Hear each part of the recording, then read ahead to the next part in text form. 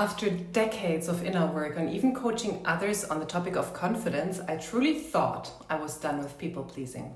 I thought I had healed that, but then I discovered just how deep it still ran and how messy it actually is to break free.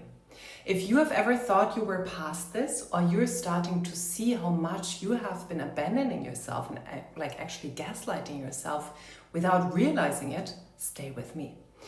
Because here's what 30 messy, emotional, transformational days taught me about ending people pleasing. But the thing was that I wasn't even thinking about people pleasing anymore. I honestly believed I had moved past this completely because I had done decades of work on myself. I felt strong, I felt confident, I felt powerful, and people even hired me to help them build their own confidence. And I thought I had amazing friendships and amazing life. That chapter I really thought was closed, but then something crazy started to unravel. And at first I didn't even connect it to people pleasing, So I had started working on something else entirely, some deeper early imprints from my own upbringing, and something related to business. And while I was focused on those things, other parts of my life started to go crazy, to fall apart. Out of nowhere, I had friendships blowing up. People I thought were friends actually attacked me, and there was strange, inappropriate behavior also in my business and in other areas of my life. And it really felt like all these dynamics, that they suddenly surfaced at once, and they were like things I hadn't noticed before, or things I used to tolerate without even thinking.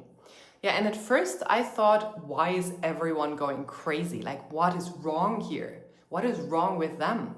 But then I started to realize something deeper was happening, something in me was shifting, and all the places I had abandoned and gaslit myself before were finally demanding my attention.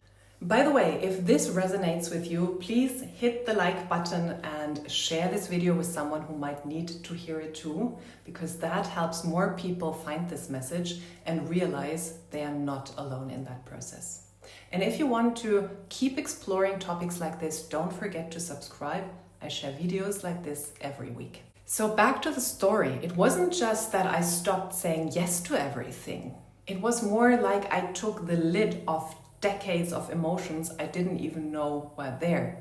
And as I started showing up differently, speaking up, saying no to certain behaviors as well, people pushed back hard. Some friendships turned extremely ugly, and some people tried to tear me down entirely. It was really crazy. And this is when I realized that it wasn't about them, that it was about me, that I was finally uncovering what had been buried inside of me for decades. And it was heavy, like my energy really dropped, and I cried more than I had in years. And it wasn't about anything happening in that moment, It felt like I was grieving for my 5-year-old self, my 10-year-old self, all the way through my 20s and 30s. And just for you understanding, I grew up in a religious cult, and in such an environment, the safest thing you could do was stay small. And this is what I did. Take care of others, of course, put yourself last. And over the years, I got so good at all of that I didn't even know I was doing it anymore, So when I finally stopped, all of that grief, rage, and shame came rushing up. And there were even days where I questioned everything, my worth, my entire work of 10 years, my life itself. And it felt like old depression, but it wasn't. It was unprocessed grief finally moving through me. So that's very different.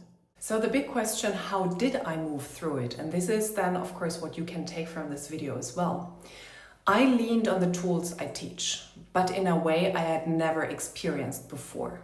EMDR, eye movement desensitization reprocessing, was a lifesaver. Somatic principles also helped me process what my body was holding onto, and I leaned on the right support, of course. And little by little, I began to rebuild my life. And I started defining how I wanted to be treated, not just by others, but actually by myself. I developed an inner voice, an adult part of me that now has my back. in moments where I catch myself like shrinking and playing small. And that voice didn't exist before, and now it does. And by the way, I teach EMDR and these somatic tools inside my Mind Mastery community. So if you're going through something like this, you don't have to do it alone. You'll find the link below, and the lowest access point is $9 a month. Here's what I want you to know. People pleasing isn't just about learning to say no and then feeling great about it. Sometimes it uncovers decades of suppressed emotion, and that is actually okay. And if it feels messy, if it feels really, really heavy, it means you're finally uncovering what's been buried for so long. And you deserve to heal that. You deserve to have your own back. So, thank you for being here, and if this resonated, don't forget to like this video, subscribe to the channel, and check out my other video on how to use EMDR for deep emotional healing. And if you have questions, put them in the comments. You deserve this. You deserve to have your own back.